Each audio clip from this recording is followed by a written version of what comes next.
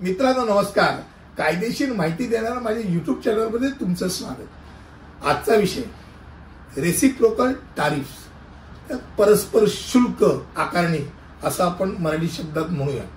Reciprocal tariff हा प्रकार आता सहसा एकदम हॉट विषय, कारण का ट्रम्प यांनी हा रेसिप्रोकल टॅरिफ वरती एवढा जोर लावलाय की ज्यांचे स्टॉक मार्केटमध्ये पैसे आहेत ते दिवसागणित आपला स्टॉक किती नक्की खाली आलाय याच्या चिंतेत आहे.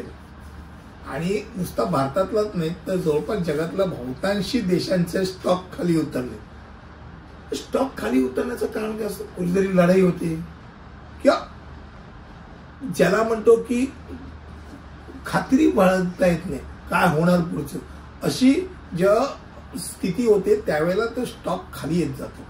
ते गॅरंटी वाटत नाही, यावेळेला खाली येतो. आणि अशी अवस्था त्या रेसिप्रोकल टॅरिफमुळे झाली आहे. ती रेसिप्रोकल टॅरिफ म्हणजे काय हे तर माहिती असणं गरजेचं आहे. परस्पर शुल्क हे एका देशासोबत किंवा त्याच्या प्रत्येक व्यापारी भागीदारासोबत द्विपक्षीय व्यापार तूट संतुलित करण्यासाठी आवश्यक असलेल्या शुल्क दराच्या रूपात मोजलं जातं. आता समजा धरून चला की तुम्ही माझ्याकडे केळी विकताय आणि मी तुमच्याकडे आंबे विकतोय. दोघांची किंमत सारखी धरूया.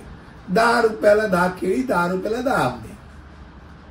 मी तुम्हाला केळी विकतोय, तुम्ही मला आंबे विकताय. मी केळी विकत असताना तो एक्सपोर्ट झाला, आंबे विकत घेत असताना तो इम्पोर्ट झाला.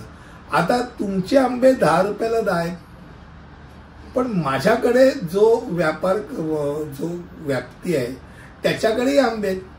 ते आंबे किती रुपयाला आहेत? तर ते आंबे समजा धरून चला चांगले आहेत पण 12 रुपयाला आहेत. तर मी काय करतो, त्याचे आंबे स्वस्त वाटण्याकरता मी तुमच्या आंब्यावरती 4 रुपयाचा टॅक्स लावला, इम्पोर्ट टॅक्स. त्याला वेगवेगळे टॅक्सची नावं दिली.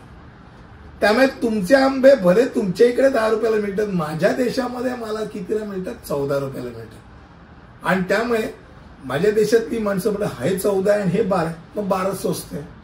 म्हणजे आपल्या देशातील जे काही उत्पादक आहेत त्यांना प्रोत्साहन देण्याकरता एक प्रकारे इम्पोर्ट वरती टॅरिफ लादलं जातं, किंवा त्याला ट्रेड डेफिसिट म्हणतात की बाबा माझा एक्सपोर्ट कमी आहे आणि इम्पोर्टच खूप व्हायला लागलं, तर माझ्या देशातलं जे गंगाजळ आहे ते कमी होईल. मग अशा वेळेला काय आलं, मी टॅरिफ वाढवतो. म्हणजे तुम्ही उगीच उठसूट इतर देशातल्या वस्तू, विदेशी वस्तू आणणार नाहीत, त्या विकत घेणार नाहीत, देशी वस्तूंवरती कॉन्सन्ट्रेट. या सगळ्या प्रकारात काय होतं, या सगळ्या प्रकारात खास करून व्यापार संबंध ज्यावेळेला या तऱ्हेने रेसिप्रोकल टॅरिफ लावला जातो त्यावेळेला बाजारपेठ बऱ्यापैकी कुसळते.